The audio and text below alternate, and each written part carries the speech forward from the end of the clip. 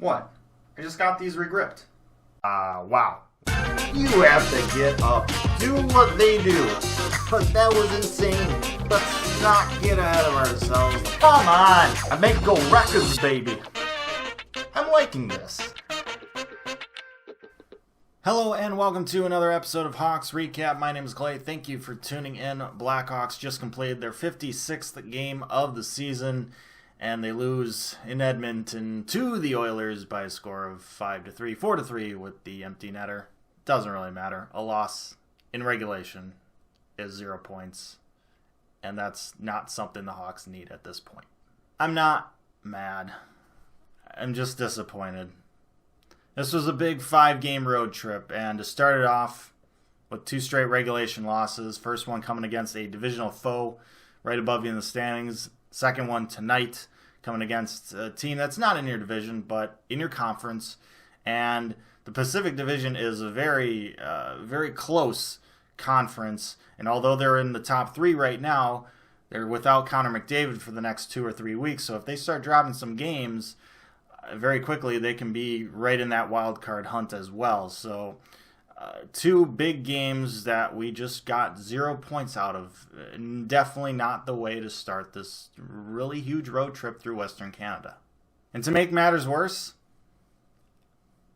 this was a front end of a back-to-back for the Hawks. This was the first 2 games of a 5-game road trip that spanned 7 days. This was the easy part of the road trip, and they got 0 points out of it. Now they have to go without any rest tomorrow night into Vancouver to play a Canucks team who is leading the Pacific Division.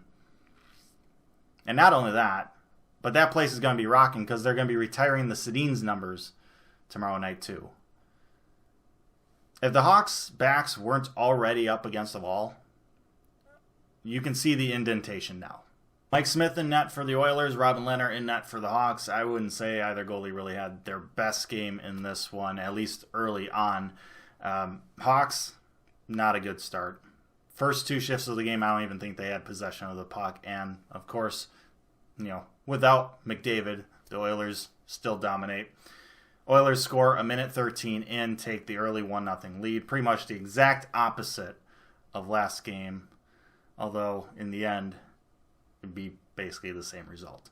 Speaking of things that were the same as last game, Patrick Kane finding Brandon Saad once again for a goal. That happened about 5 minutes into the first period. That kind of got the Hawks' legs going in that first period. Then a little bit later on, the Blackhawks on the penalty kill, and Jonathan Toews works his penalty kill magic. Carpenter to Toews. He would rip one by Mike Smith, and a nice little shorty to put the Hawks up 2-1.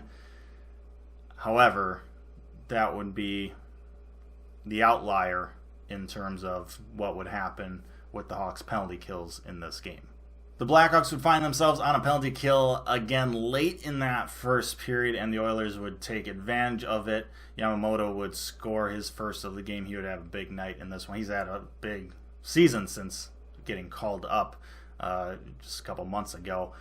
But this game is 2-2 heading into the second. However, that penalty that the Hawks had to try and kill off, that they didn't successfully kill off, that kind of sucked because Toews got called for tripping, even though the Oilers player tripped over the ref and not Toews' stick. And after the last couple games and the reffing seemingly not really going the Hawks' way, that was really frustrating. Especially because you would hope that refs in that situation, you'd hope the linesman who ended up tripping the player would go to the referee and say, hey, I tripped him, that wasn't the player. Huddle up, get the call right. Let's just do a face-off, an inadvertent whistle, and then play on. But it didn't happen. And, yeah, it's frustrating because the refs certainly don't seem to be in the Hawks' favor these last couple games, these games that really mean a whole lot to the Hawks. However, with that said, it's a 2-2 game. It's a tie game. There's 40 minutes left. The Hawks have every opportunity in the world to still win this game, to still get 2 points. The game is still in their hands. As frustrating as that call was, they still have an opportunity ahead of them. And the Hawks would take advantage of that opportunity early in the second period, not Even 2 minutes into the second, Patrick Kane with the puck starts an odd man rush 2-on-1. He feeds Adam Boquist the puck, and he gets his 4th goal of the year. Hawks up 3-2 early on in the second period. However, that's where it would break down. They couldn't find a way to just keep their leads in this game. They kept blowing their 1-goal leads. A couple minutes later, Robin Lehner thinks he has the puck. Doesn't. It's loose. Yamamoto, again, puts it in. We got a tie game. Just over a minute after that, the Hawks would find themselves on the penalty kill again, and once again, pretty iffy call. Now, I'm not saying Smith didn't commit a foul there, but it was a situation where the ref could have easily called it either way. Smith had his stick being held right before he commits the penalty. Could have gone either way, that situation, but it doesn't. It doesn't go the Hawks' way. And with how it's gone the last couple of games, that's definitely frustrating. But the Hawks have an opportunity to overcome this adversity, but they don't. Penalty kill unit can't get it done once again. The Oilers would score again on the power play, make it a 4-3 game. The Hawks would get chances later in that second period. They would get their own power plays. They would get 2 more power plays of their own, and they, I think, barely registered a shot on those 2 power plays. So they go 0 for 3 in the game with their power plays. Meanwhile, you got the Oilers going 2 for 3. Regardless of what you think of the refs' calls, you still have to convert on your power plays. The Hawks didn't. The Oilers did. 4-3 game going into the third. The third period was disappointing. Not because the Hawks didn't do anything. They certainly did. They tried to tie this game up. They did a pretty good job of that. Had 18 shots on goal in that third period, but just nothing would go in. Hit the post a couple times. Smith's mask fell off a couple times. It was just a period where we were throwing everything and the kitchen sink, at the goal, and just nothing would go in. Just frustrating in that sense. And with everything on the line for the Hawks, it just disappointment.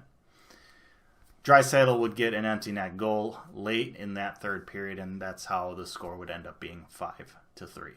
So yeah, frustrating, disappointing. A lot of negative adjectives to describe our feelings after this result. It looked like the Hawks had turned the corner on this season, ready to make a run to the playoffs, winning 8 of 10 games or whatever it was. They followed that up with 4 straight losses now, and the schedule really doesn't get any easier for them here on out. So, tough to watch right now. Tough to watch. And to make it all worse, tomorrow night's game in Vancouver, it's a 9:30 start time. Just the worst. Just absolutely worst. So my advice for you, as a watcher, as someone who doesn't do these videos right after games, just go to bed. Just go to sleep. Wake up tomorrow. Check out my video. Check out the highlights. Don't waste your time staying up and watching that game. If they win, great. But if they lose, better off not wasting your time. Count on me for that. With that, I'm going to end this video. Thank you so much for watching this episode of Hawks Recap. I hope you found some sort of enjoyment out of it. Let me know your thoughts down in the comments section below. Like, share, and subscribe. Really appreciate that. I can't tell you how much I really do. But most importantly, as always, stay safe, make good decisions, and I'll see you next time.